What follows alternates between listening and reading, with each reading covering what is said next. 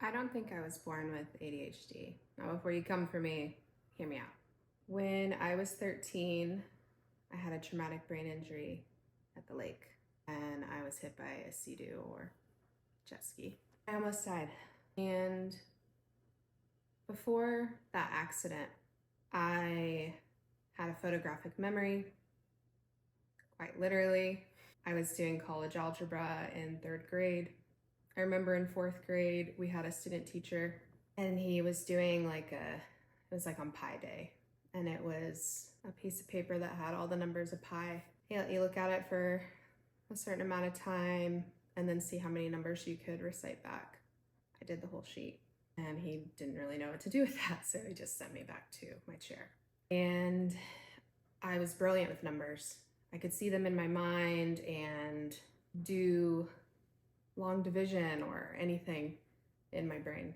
After that accident, what the doctors said was that part of my brain that was damaged, because it was hit head on, was having to do with short-term memory, names, numbers, and school became really hard for me after that.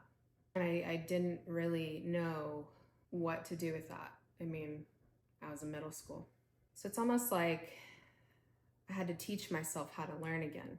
And while some of you may feel like invalidating or dismissing that, which is what's happened a lot in my life. Like, well, you're still smart, you're just more at this level. I'm still gifted, but to have something and know it can look different and then it be taken away from you is really hard.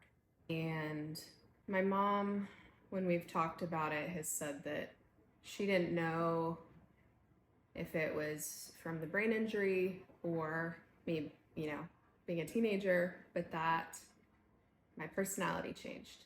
And I went from being like a shy, quiet girl to a very much not quiet, angsty, sassy girl. And the reason I say I don't think that I was born with it is because I remember how different things felt before. I didn't struggle with the things that I have been struggling with since. I think I've always been autistic, and I know there are a lot of different views and say trauma presents as ADHD. There's overlapping things. I'm not a doctor. I'm just sharing you my experience and part of my brain that was damaged, what a neuropsych and neurologist has discussed with me, and I was diagnosed with ADD my freshman year of college because I basically flunked out. It's really hard. There are things that I struggle with that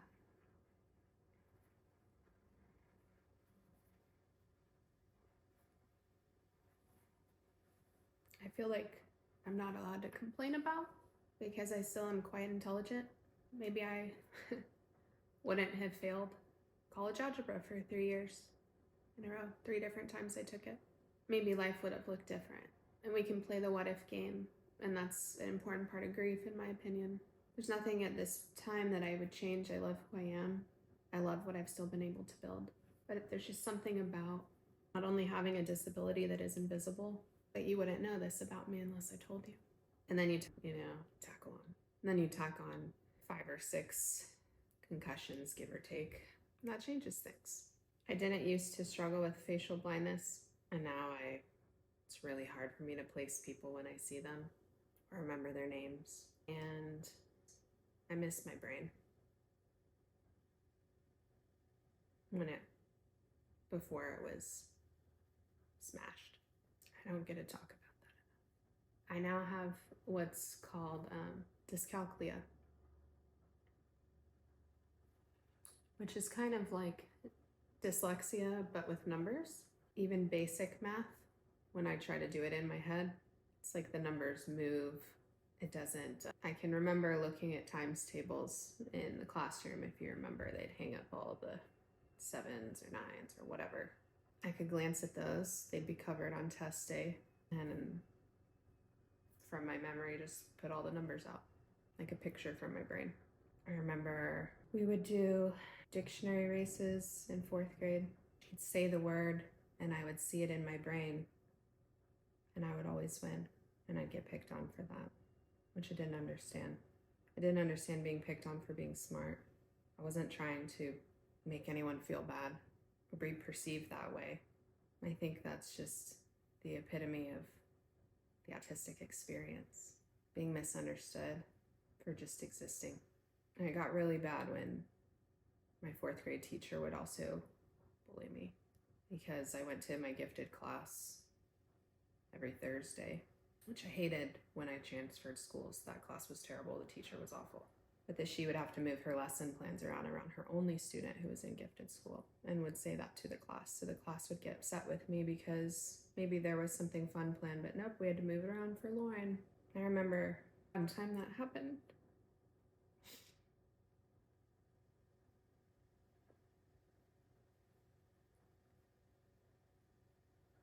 And the whole class got upset. I remember a couple kids balled up a piece of paper and threw it at me.